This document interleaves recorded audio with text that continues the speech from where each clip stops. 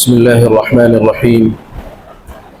الحمد لله رب العالمين، والصلاة والسلام على سيد الأنبياء والمرسلين محمد بن عبد الله الأمين وعلى آله الطاهرين وأصحابه غر الميامين.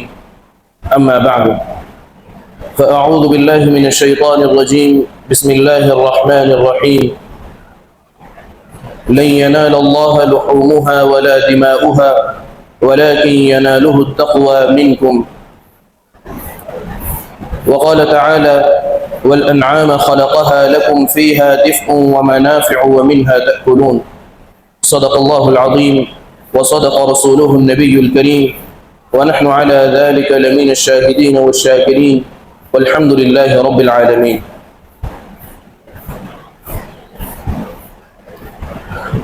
میرے محترم بزرگ و دوستو،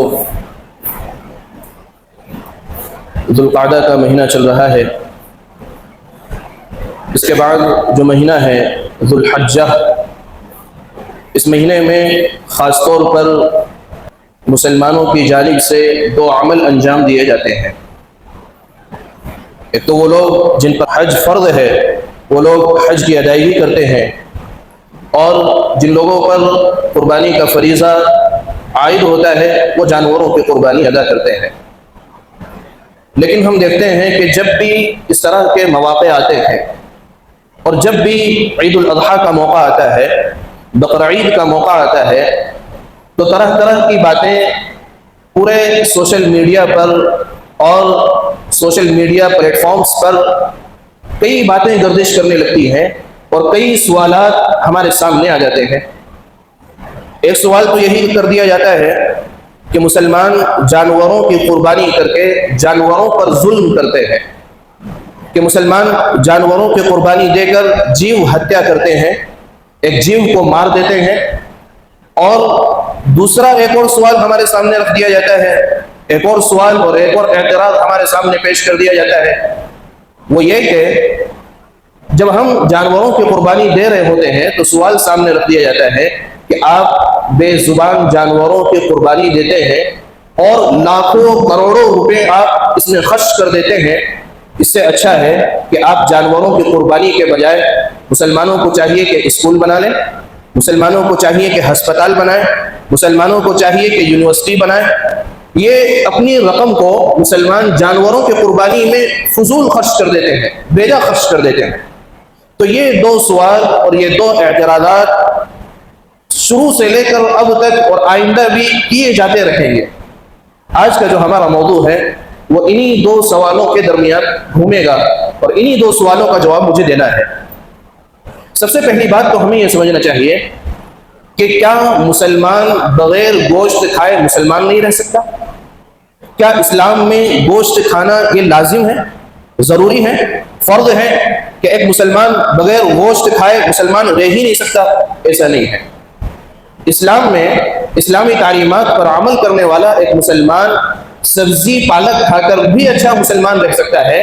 اسلام میں گوشت کھانے کو فرض نہیں قرار دیا ہے، اسلام نے چوائس دی ہے، اسلام نے اختیار دیا ہے کہ آپ چاہیں تو ویجیٹیرین بن جائیے، چاہے تو نان ویجیٹیرین بن جائیے، چاہے تو آپ ویجیٹیبلز کھائیں، چاہے تو آپ گوشت کھا لیں.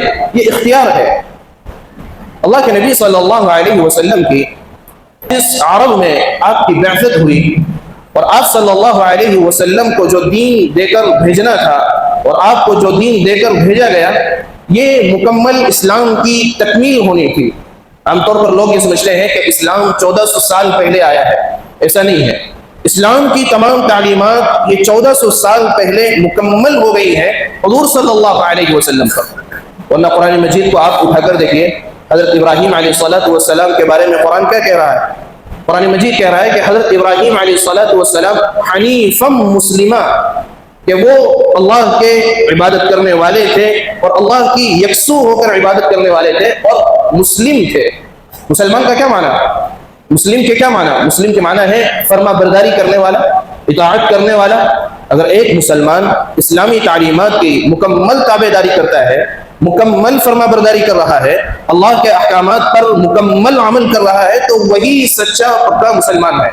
لیکن ایک شخص ہے اس کا نام مسلمانوں والا ہے، لیکن اگر وہ اللہ کے احکامات کی پیروی نہیں کر رہا، حضور صلی اللہ علیہ وسلم کی تعلیمات پر عمل نہیں کر رہا، تو وہ اللہ کے دین کا پیروکار نہیں سمجھا جائے گا، اللہ کے دین کا متبع اور اللہ کا فرما بردار نہیں سمجھا جائے گا۔ تو اسلام 1400 سال پہلے نہیں آیا ہے۔ تو آپ صلی اللہ علیہ وسلم جس زمانے میں تشریف لائے، عرب کے لوگ تھے، اس زمانے میں درخت پودوں کی اور ہری سبزیوں کی کمی تھی، اور اس زمانے میں لوگ جانوروں پر سوار ہوتے، ایک جگہ سے دوسری جگہ جاتے، جانوروں کے ذریعے آنا جانا ہوتا، ایک جگہ سے دوسری جگہ اپنے سامان کو لادنا ہوتا اور اپنے پورے سامان کو ایک جگہ سے دوسری جگہ پہنچانا ہوتا، تو یہ سارے کام جانوروں کے ذریعے ہوتے تھے۔ اب ایسے موقع پر جو عرب کے لوگ تھے جانوروں کے ذریعے اپنے کام نکالتے تھے اور جانوروں سے خدمت لیتے تھے، وہ خدمت لینے کے نتیجے میں جانوروں پر ظلم بھی کیا کرتے تھے، جانوروں کو ستاتے بھی تھے، جانوروں کو ان کی خوراک اور ان کی غذا برابر نہیں دیتے تھے۔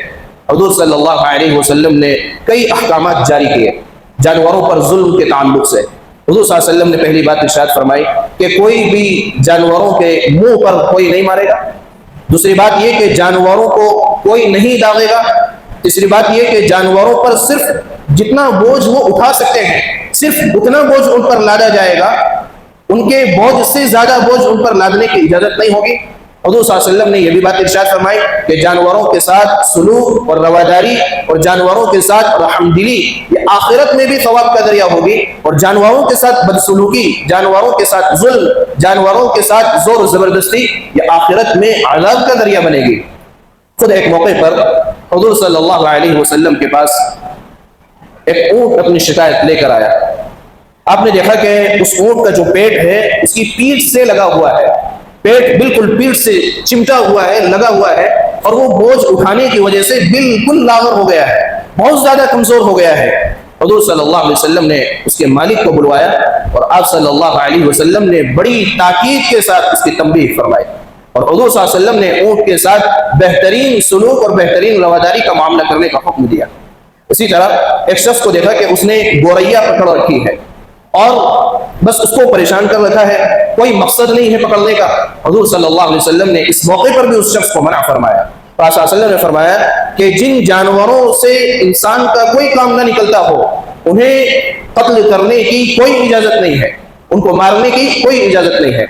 آپ یاد رکھیے، پہلی بات تو یہ کہ جب ہم مانتے ہیں کہ اس کائنات کا ایک خالق ہے اور اس کائنات کا ایک ایشور اور ایک مالک ہے، تو اب مالک کی طرف سے اجازت کا ہونا ضروری ہے، مالک کی پرمیشن کا ہونا ضروری ہے۔ اب اللہ تعالیٰ قرآن مجید میں اجازت دے رہے ہیں وَالْأَنْعَامَ خَلَقَهَا لَكُمْ فِيهَا دِفْءٌ وَمَنَافِعُ وَمِنْهَا تَأْكُلُونَ کہ ہم نے جانوروں کو، چوپایوں کو تمہارے فائدے کے لیے بنایا ہے، تمہارے نفع کے لیے پیدا کیا ہے۔ کئی نفع ہیں اس کے ساتھ، جانوروں کے ساتھ انسان کے کئی منافع اور کئی فوائد جڑے ہوئے ہیں۔ ایک فائدہ یہ کہ انسان جانوروں کے ذریعے سواری کا کام لیتا ہے، انسان جانوروں کے ذریعے بار برداری، سامان کو ایک جگہ سے دوسری جگہ لے جانے کا کام لیتا ہے۔ انسان کے لیے ایک اور فائدہ بیان کیا گیا ہے جانوروں میں، وَمِنْهَا تَأْكُلُونَ کہ تم جانوروں سے ان کے گوشت کو کھا سکتے ہو۔ تو یہ اللہ رب العزت خالق و مالک، اس کائنات کا ایشور اور اس کائنات کا بنانے والا، جب انسان کو اس بات کی پرمیشن دی جا رہی ہے کہ تم جانوروں کو کھا سکتے ہو اور تم جانوروں کے گوشت کو استعمال کر سکتے ہو، تو پھر کسی اور کے پیٹ میں درد نہیں ہونا چاہیے۔ اللہ کی طرف سے اجازت ہے، خالق اور مالک کی طرف سے اس بات کی اجازت ہے۔ ایک بات تو یہ ہے۔ دوسری بات یہ کہ اسلام کی طرح جو دوسرے مذاہب ہیں، اسلام کی طرح جو دوسرے دھرم ہیں، ان میں بھی گوشت خوری رہی ہے، وہ لوگ بھی گوشت کھایا کرتے تھے۔ آپ منسمرتی اٹھا کر دیکھیے، ادھیائے نمبر 5 شلوک نمبر 30، اس میں یہ بات لکھی ہوئی ہے، اور یہ بات لکھی گئی کہ خالق نے، ایشور نے 2 طرح کی مخلوق بنائی ہے۔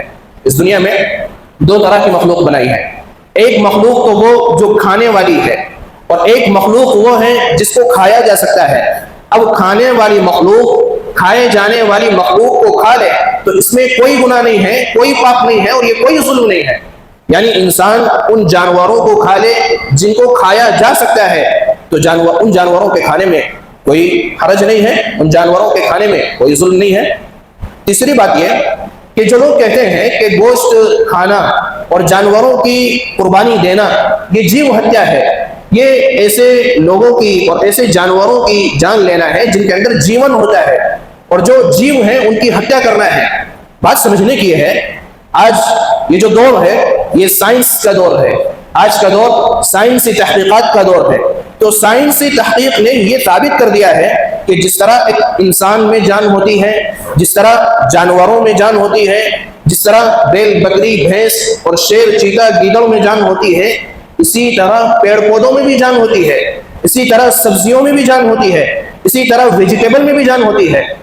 تو پھر اس کا مطلب یہ ہوا کہ جیو ہتیا تو آپ لوگ بھی کر رہے ہیں. اگر پیڑ پودے میں جان ہے تو پیڑ پودوں کو کھا کر آپ ان کی جیو ہتیا کر رہے ہیں. آپ اگر یہ سمجھ رہے ہیں کہ مسلمان جیو ہتیا کر رہا ہے تو جو لوگ ویجیٹیبل ہیں، جو لوگ پیڑ پودے کھا رہے ہیں، تو وہ بھی تو جیو ہتیا کر رہے ہیں. لیکن یہ بات سمجھ میں نہیں آتی. جب یہ بات کہی جاتی ہے تو ایک اور بات ہمارے سامنے رکھی جاتی ہے کہ جو پیڑ پودے ہوتے ہیں وہ اپنی ہتیا کی تکلیف کو اور اپنے کاٹے جانے کی تکلیف اور مصیبت کو محسوس نہیں کرتے. جانور اپنی تکلیف کو محسوس کرتے ہیں، لیکن انہیں یہ معلوم نہیں کہ سائنسی تحقیق اور آگے بڑھ چکی ہے. سائنسی تحقیق نے یہ ثابت کیا کہ انسان کے پاس جو کان ہے، یہ کان 20 ہرٹز سے لے کر 20,000 ہرٹز تک کی دوری کو سن سکتے ہیں. لیکن جو کتا ہے، کتا یہ 40,000 ہرٹز کی دوری کو سن سکتا ہے. یعنی کتے کے کانوں میں وہ صلاحیت ہے جو انسان کے کان میں نہیں ہے. یعنی یہ بات سائنسی تحقیق کے ذریعے معلوم کر لی گئی کہ جو پیڑ پودوں کے کاٹنے کی تکلیف ہوتی ہے، اور جب پیڑ پودوں کو کاٹا جاتا ہے اور کاٹنے کے بعد جب وہ چیختے ہیں اور پکارتے ہیں، تو سائنسی تحقیق یہ بتاتی ہے کہ کتے ان کی چیخ و پکار کو سنتے ہیں، انسان نہیں سن سکتا. تو ایسا نہیں ہے کہ انسان جن جانوروں کو، مسلمان جن جانوروں کا گوشت کھا رہے ہیں تو وہ جانور کو تکلیف محسوس کر رہے ہیں اور پیڑ پودوں کو تکلیف محسوس نہیں ہو رہی. ایسا نہیں ہے. پیڑ پودوں کو بھی تکلیف محسوس ہوتی ہے اور جانور کو بھی تکلیف محسوس ہوتی ہے.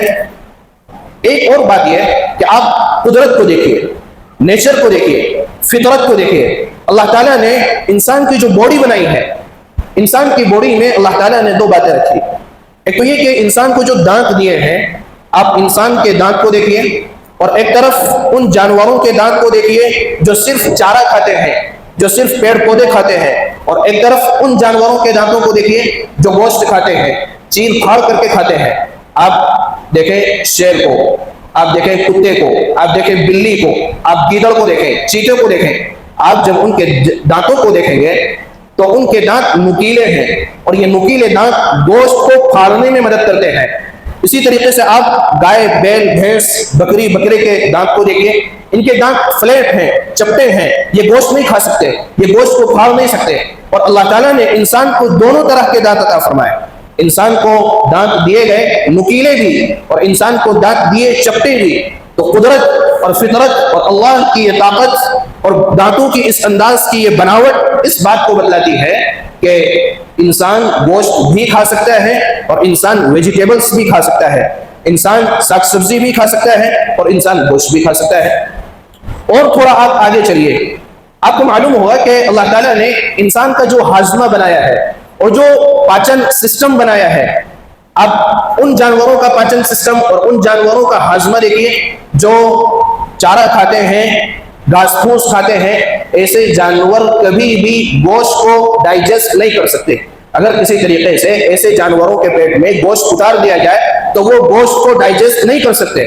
لیکن اگر دوسری طرف آپ شیر ہے، چیتا ہے اور بھیڑیا ہے، آپ ان کو ذرا پتے کھلا کر دیکھیے، ان کو آپ پیڑ پودے کھلا کر دیکھیے، ان کو آپ ویجیٹیبلز کھلا کر دیکھیے، تو ان کا جو ڈائجسٹ سسٹم ہے اور جو پاچن شکتی ہے اور جو ہاضمے کی قوت ہے وہ ساگ سبزیوں کو پچا نہیں سکتی. لیکن آپ انسان کی طرف آئیے، انسان کی باڈی میں غور کیجیے، انسان کے اعضاء میں، اور انسان کا جو ڈائجسٹ سسٹم ہے، جو پاچن شکتی ہے، آپ اس کو دیکھیے. آپ کو اندازہ ہوگا کہ انسان ویجیٹیبل بھی ہضم کر لیتا ہے، ساگ سبزی بھی کھا لیتا ہے، اور انسان گوشت کو بھی پچا لیتا ہے. تو اللہ تعالیٰ کی قدرت اور فطرت اس بات کی گویا کہ اجازت دے رہی ہے کہ انسان گوشت بھی کھا سکتا ہے اور انسان ویجیٹیبلز بھی کھا سکتا ہے، کوئی رکاوٹ نہیں. ایک اور جواب یہ ہے کہ جب جانوروں کی قربانی ظلم ہے تو پھر جانوروں کی سواری بھی ظلم ہے، جانوروں کا دودھ استعمال کرنا بھی ظلم ہے، جانوروں کے ذریعے کھیتوں میں ہل چلانا یہ بھی ظلم ہے. جانوروں کے ذریعے کھیتی کروانا یہ بھی ظلم ہے۔ جب ظلم دیکھنا ہی ہے تو ہر چیز ظلم ہے۔ پھر جانور کو کاٹنا جس طرح آپ ظلم کہہ رہے ہیں، تو جانور کی پرمیشن تو آپ نے لی نہیں دودھ نکالنے کے لیے، کہ آپ گائے بکری کا دودھ نکالنے کے لیے آپ پرمیشن لیتے کہ مجھے آپ کے دودھ کی ضرورت ہے؟ نہیں لیتے۔ کیا آپ جانور پر سواری کرنا چاہ رہے ہیں تو کیا جانور کی پرمیشن سے آپ کر رہے ہیں؟ نہیں کر رہے۔ آپ جانور کے ذریعے کھیتی کا کام لے رہے ہیں، کیا آپ وہاں پرمیشن لے رہے ہیں؟ نہیں لے رہے۔ اور یہ عام سی بات ہے کہ کوئی انسان کسی انسان کی چیز بغیر پرمیشن کے استعمال کر لے، بغیر اجازت کے یوز میں لے آئے، تو وہ درست نہیں ہے، وہ ایک طرح سے ظلم ہے۔ تو گویا کہ ظلم آپ بھی کر رہے ہیں۔ جانوروں کی سواری کے ذریعے ظلم آپ نے بھی کیا، جانوروں کا دودھ استعمال کر کے ظلم آپ نے بھی کیا، جانوروں کے ذریعے کھیتی باڑی کا کام لے کر ظلم آپ نے بھی کیا۔ لہذا گوشت کھانے کو تو ظلم کہنا اور ان تمام چیزوں کو ظلم نہ کہنا، یہ تو انصاف والی بات نہیں ہوئی۔ یا تو آپ کہیے یہ بھی ظلم ہے اور یہ بھی ظلم ہے، یا کہیے کہ دونوں برابر ہے۔ ایک بات تو یہ۔ دوسری بات یہ کہ جب ہم یہ کہہ رہے ہیں جیو ہتیا، کسی کے جیون کو چھین لینا، اور وہ جیو جن میں جیون ہوتا ہے، آپ دیکھیں جب آپ پانی پیتے ہیں اور واٹر کا استعمال کر رہے ہیں تو اس پانی کے اندر بھی جراثیم ہوتے ہیں۔ مائکروسکوپ کے ذریعے ٹیسٹ کیجیے، آپ کو پانی میں جراثیم ملیں گے۔ آپ اس پانی کو پی رہے ہیں تو اس پانی میں بھی جیواणو موجود ہے، اس پانی میں بھی جراثیم اور بیکٹیریاز موجود ہیں۔ تو جب آپ پانی پی رہے ہیں تو گویا کہ پانی میں موجود جیواणو کی آپ ہتیا کر رہے ہیں۔ اسی طریقے سے آپ دوا کھا رہے ہیں اور آپ ٹیبلیٹ لے رہے ہیں تو پیٹ کے اندر قدرتی طور پر ایسے جیواणو موجود ہیں، جراثیم موجود ہیں، بیکٹیریاز موجود ہیں، تو آپ دوا کھا کر گویا کہ ان بیکٹیریاز کو ختم کر رہے ہیں، مار رہے ہیں، اور آپ دوا کھا کر گویا کہ ان جراثیم کو اور ان جیو کو ختم کر رہے ہیں۔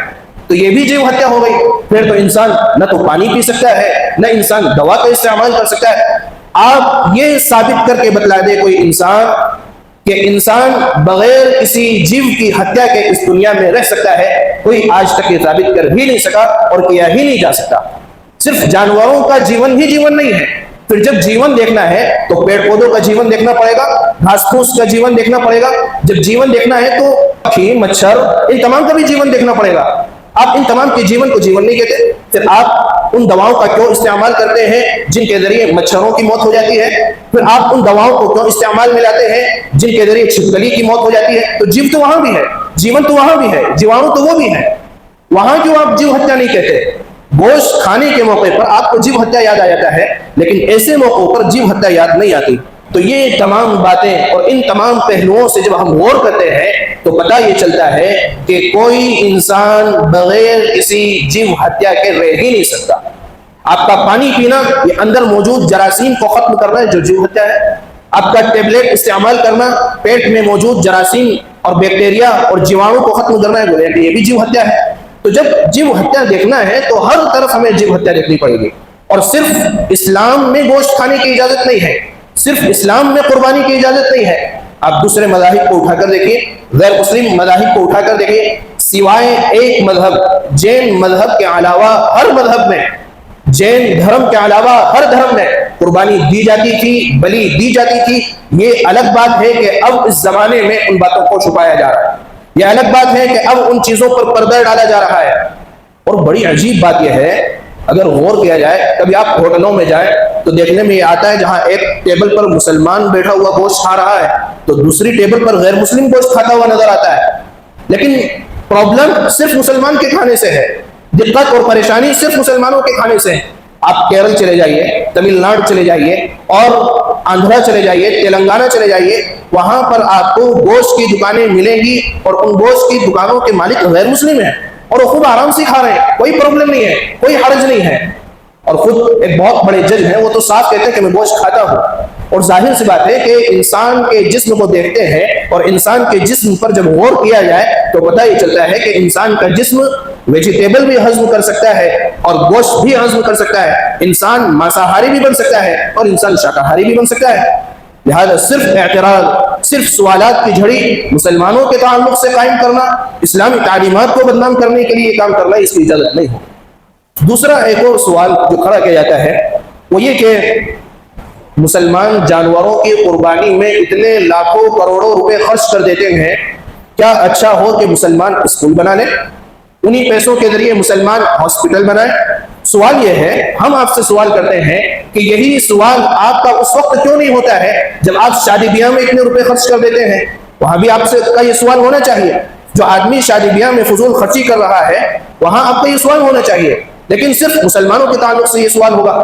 ہمارا یہ سوال ہے کہ جو آدمی لاکھوں روپے کے موبائل خرید رہا ہے، لاکھوں کروڑوں روپے کے گیجٹس خرید رہا ہے، لاکھوں کی گاڑیاں خرید رہا ہے، 70 لاکھ کی گاڑی، 80 لاکھ کی گاڑی، 1.5 سے 2 لاکھ کا فون، اور پھر لیپ ٹاپ میں چلے جائیے تو وہاں 2.5 سے 5 سے 11 لاکھ تک کے لیپ ٹاپ اویلیبل ہیں اور لوگ خریدتے ہیں. تو جب لاکھوں روپے ان گیجٹس میں ہم انویسٹ کر رہے ہیں اور ان کو خریدنے میں خرچ کر رہے ہیں، کیا اچھا ہوتا کہ آپ ان لاکھوں روپے کے ذریعے اسکول بنا لیتے؟ کیا اچھا ہوتا کہ آپ ان کے ذریعے ہاسپٹل بنا لیتے؟ ہندوستان میں 2 تقریبیں اور 2 جشن خوب منائے جاتے ہیں. ایک ہے جشن یوم آزادی اور ایک ہے جشن یوم جمہوریہ، ریپبلک ڈے اور انڈیپینڈنٹ ڈے خوب منائے جاتے ہیں. ان دونوں تقریبات میں اور ان دونوں جشن میں ملک کا کروڑوں روپیہ خرچ ہوتا ہے. لیکن یہ سوال وہاں نہیں ہوگا، ان تقریبات کا کیا فائدہ؟ ہماری طرف سے بالکل اجازت ہے، آپ جو چاہیں کریں. لیکن جب قربانی کا موقع آتا ہے اور عید الاضحیٰ کا موقع آتا ہے تو اس طرح کے سوالات اور اس طرح کے اعتراضات جنم لے لیتے ہیں اور گویا کہ یہ لوگ برساتی مینڈک کی طرح باہر نکل آتے ہیں اور اعتراض کرنے لگتے ہیں. اس لیے سمجھنا چاہیے کہ ایک مسلمان بغیر گوشت کے بھی اچھا مسلمان رہ سکتا ہے، اور جب خالق نے، ایشور نے گوشت خوری کی اجازت دی ہے تو پھر کوئی حرج نہیں ہونا چاہیے. اور جب جیو ہتیا ماننا ہی ہے تو پیڑوں میں بھی جان ہے، درختوں میں بھی جان ہے، مکھی اور مچھر میں بھی جان ہے، تمام چیزوں میں جان ہے. انسان کے جسم کو دیکھا جائے تو انسان کے جسم کی ساخت اور بناوٹ اسی انداز سے ہے کہ اس کے پاس دونوں سسٹم ہے، ویجیٹیبل سسٹم بھی ہے اور وہ اس کو ڈائجسٹ کر سکتا ہے، اور اس سسٹم یہ بھی سسٹم ہے کہ وہ گوشت کو بھی ڈائجسٹ کر سکتا ہے. اس لیے اس طرح کے اعتراضات اور فضول بھیجا اعتراضات کرنا یہ حق کی بات نہیں ہے. قربانی یہ حضرت ابراہیم علیہ السلام کی یاد ہے، اور حضرت ابراہیم علیہ السلام کی سنت کو تازہ کرنے کی ایک یاد ہے. اسی لیے مسلمان قربانی کو انجام دیتا ہے، اس فریضے کو انجام دیتا ہے. اسلام میں گوشت کھانا کہیں فرض اور واجب نہیں لکھا ہوا ہے. اللہ تعالی عمل کی توفیق عطا فرمائے.